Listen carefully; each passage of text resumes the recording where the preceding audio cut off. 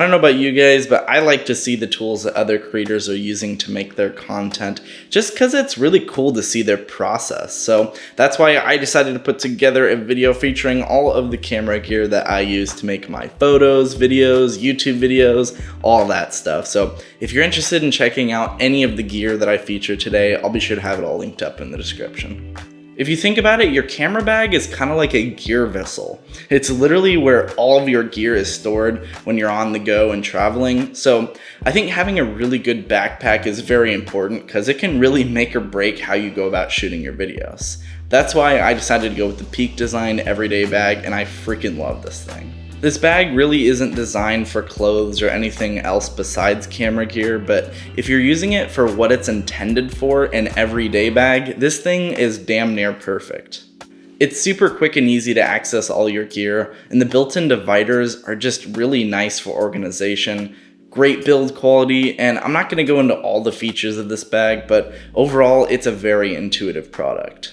On the left side of my camera strap, I have the Peak Design capture clip, and to make a long story short, this thing has completely changed the way I go about shooting. Instead of setting your camera down somewhere or like asking someone to hold it, you can be hands-free instantly just by clipping it on your shoulder. So if you have to do something else, you just want to experience the place you're in without having hands on a camera 24/7 is really nice. But the thing is, if you need to access it quickly to get a shot, you notice, oh wow, that car is really cool and it's lined up perfectly with these buildings, you can just unclip it, take your picture, and it's ready for you when you need it. To make things even better, this uses the exact same quick release plate as my switch pod. So if I want to go from vlogging mode over to just hands-free mode, I can do it super quick and easy.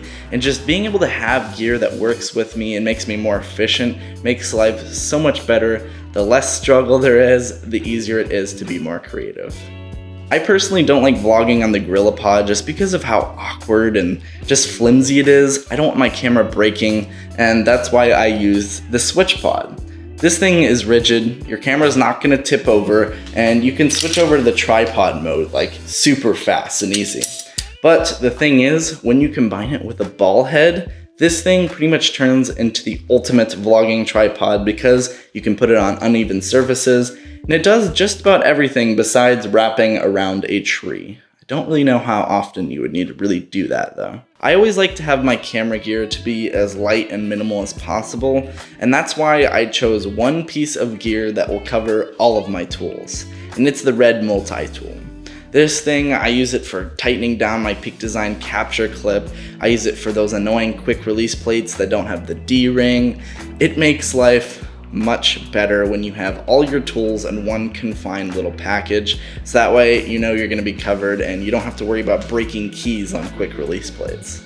I think every creative should have a place where they keep all their SD cards where they're gonna be safe and secure. And that's why I have the Polar Pro SD card case.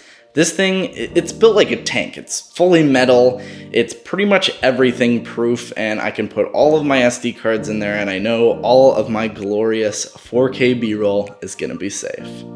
Next up, let's talk about everyone's favorite discussion topic, cameras. I just recently switched over to the EOS R. To make a long story short, I am loving it. I will be coming out with a full video focused around the camera itself and my experience switching, so be sure you're on the lookout for that. But so far, it's just been an amazing experience. The colors, the image quality, the fact that I only have to use 2 batteries for an entire day. I just think it's really important to have a camera that makes you want to go out and create more, because if you're not having fun along the process, what's the point? I think that's the reason we're all doing this. I don't know, I just think that's something that's really important to me, and I've just really been enjoying this camera. So far, I've been shooting on a single lens, and that's the RF 15-35. This thing is supreme in the sharpness category. Overall, the colors, the autofocus, it's a really solid lens, and honestly, I couldn't ask for much more besides the fact that it's a little on the bigger side, but luckily it's very well balanced with the EOS R, so when you're taking pics and shooting vids, it just feels nice and ergonomic. It's something to grab onto. The focus ring, the zoom ring is all really nice and smooth. I'd expect that for the price, but the nice thing is that it has image stabilization. The camera, the EOS R, it doesn't have IBIS, so that is definitely a big downside of this camera, but luckily it makes up for it at least a little bit with the built-in image stabilization, so when you're shooting handheld, it'll make your life a little bit easier. In the audio department, I've been using the Deity D3 Pro, and you're actually listening to it right now in my very echoey apartment. My favorite feature about this thing is the fact that you're able to slide it forward and backwards, so that way if you're trying to look through your viewfinder, you're not going to be poking yourself in the head. I found that very annoying with other microphones. It's USB-C rechargeable. I really like rechargeable microphones because you don't have to worry about finding a battery, especially when you're out and about traveling. And also, it turns on and off with the camera. I've been seeing this feature become a lot more popular with microphones today, and honestly, I think it's a must-have because I cannot tell you how many times I forgot to turn off my microphone, and then the next morning you're like, great, I'm screwed. My favorite monopod of all time is this one from iFootage, and it has these built-in legs that allow it to be freestanding, so if you want to grab something out of your bag real quick, you can go ahead and do that, and your camera should be pretty stable. In addition to that, you're able to switch it over to a hi-hat really quick and easy with the cool little quick release thingies they have. So if you need to get a low angle in a pinch, you're able to do just that. I already have a whole video talking about all the features and details, but even though that I'm not using monopods all that often, I'm still using them for client shoots and for work, just because it's so much more versatile, lightweight, and you can just adjust it quicker than a tripod. But when I am back in the studio, back at home base, shooting YouTube videos and I gotta be far away from the camera, I am using a tripod. These tripod legs are also from iFootage. They're super sturdy, they extend up really tall, and it also has a built-in ball head, so if I'm ever on uneven surfaces, I can adjust that on the fly. On top of those tripod legs, I have the Manfrotto Nitrotech fluid head, and this thing can get you some seriously buttery B-roll. It also has a built-in counterbalance, so that way when you're doing your tilts, it's gonna give you a consistent force throughout your entire tilting motion. Overall, really nice setup when you combine these two together. Lastly, what is lighting my beautiful face right now is the Godox SL60W. This thing has been getting a lot more popular, mostly because it can get you some pretty similar results to the Aputure 120D, but for literally a fraction of the cost. What makes this light so soft is the PhotoDiox softbox I put on it, and it's pretty massive, I'm not gonna lie. I've nicknamed it the tub because I feel like you could almost get in it and fill it up with water and bathe in it. Maybe I should try that one day.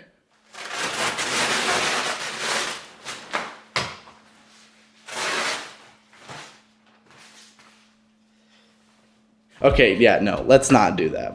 But long story short, it's really easy and fast to set this thing up, especially over a lot of different competitors. And also, what is holding this entire rig up is a C-stand, and of course, a sandbag. Always use protection. Overall, it's a really nice setup for here back at home base. I can slide it around the apartment floors, and I can do some pretty nice A-roll whenever I need it. Once again, if you guys would like to check out any of the gear that I featured in today's video, I'll be sure to have it all linked up in the description below. And if there's anything you get out of this video, I just want you to know that camera gear, it's just like tools. If you go ahead and buy a hammer, you're not going to build the same house someone else does. So if you have a favorite creative out there, it's really cool to see the tools that they use to make their end result. But if you just copy their gear, you're not going to get the same look. Being able to get a really cool creative image takes time, experience, and just a lot of practice. So hopefully you can understand everything isn't about camera gear, but it can certainly make your life a lot more easy and efficient. And that's why I like to spend a little bit more money in gear that makes me want to get out there and shoot. Have a good one, guys.